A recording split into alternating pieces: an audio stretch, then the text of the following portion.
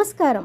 సరికొత్త వార్తల విశ్లేషణతో తెలుగు ప్రజల నమ్మకమైన సమాచార వేదిక JX9 న్యూస్ బులెటిన్కు స్వాగతం. నేను మీ షాహీనా. ఆంధ్రప్రదేశ్ ఓటర్లకు ఎన్నికల సంఘం జారీ చేసిన డెడ్లైన్ హెచ్చరికల నుండి క్రీడలు, సినిమా అప్డేట్స్ వరకు నేటి ముఖ్యాంశాలపై ఓ లుక్కేద్దాం. ఆంధ్రప్రదేశ్ ఓటర్లకు ఎన్నికల సంఘం కీలక హెచ్చరిక జారీ చేసింది. జూలై 14 లోపు అవసరమైన దరఖాస్తులు సమర్పించకుంటే ఓటు జాబితా నుంచి పేరు తొలగించే అవకాశం ఉందని స్పష్టం చేసింది. మీ ఓటును భద్రపరచుకోవడానికి వెంటనే స్పందించాలని సూచించింది.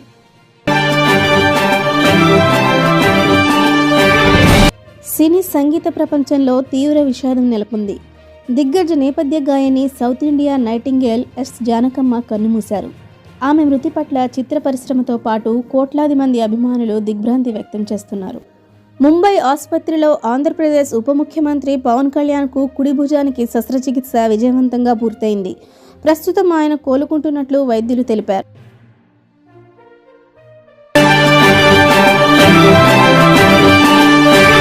వియత్నాంలో ఘోర బోటు ప్రమాదం సంభవించింది. విహారయాత్రకు వెళ్లిన పర్యాటకుల బోటు మునిగిపోయిన ఈ ఘటనలో 15 మంది భారతీయులు మృతి చెందినట్లు సమాచారం అందుతోంది.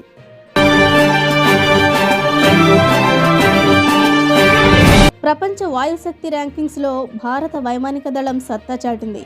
గ్లోబల్ పవర్ ఇండెక్స్లో భారత్ 6వ స్థానంలో నిలిచి తన సత్తాను చాటుకుంది. రాష్ట్రంలో వైద్య రంగంలో సరికొత్త విప్లవానికి శ్రీకారం చుడుతున్నట్లు సీఎం చంద్రబాబు ప్రకటించారు.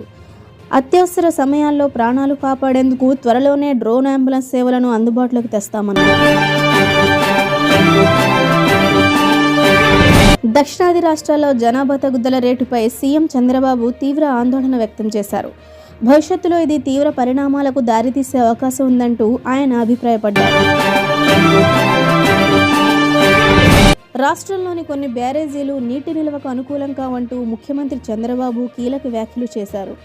ప్రాజెక్టుల భద్రత, నిర్వహణపై త్వరలోనే సమీక్షలు జరపనున్నట్లు తెలుస్తోంది.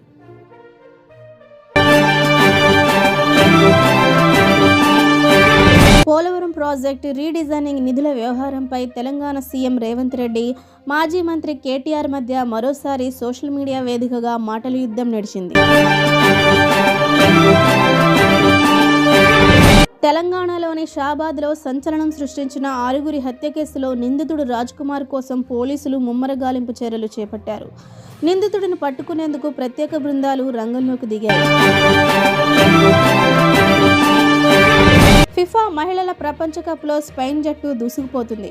క్వార్టర్ ఫైనల్స్లో అద్భుత విజయంతో చరిత్రలో రెండోసారి సెమీఫైనల్కు అర్హత సాధించి టైటిల్ రేస్లో నిలిచింది.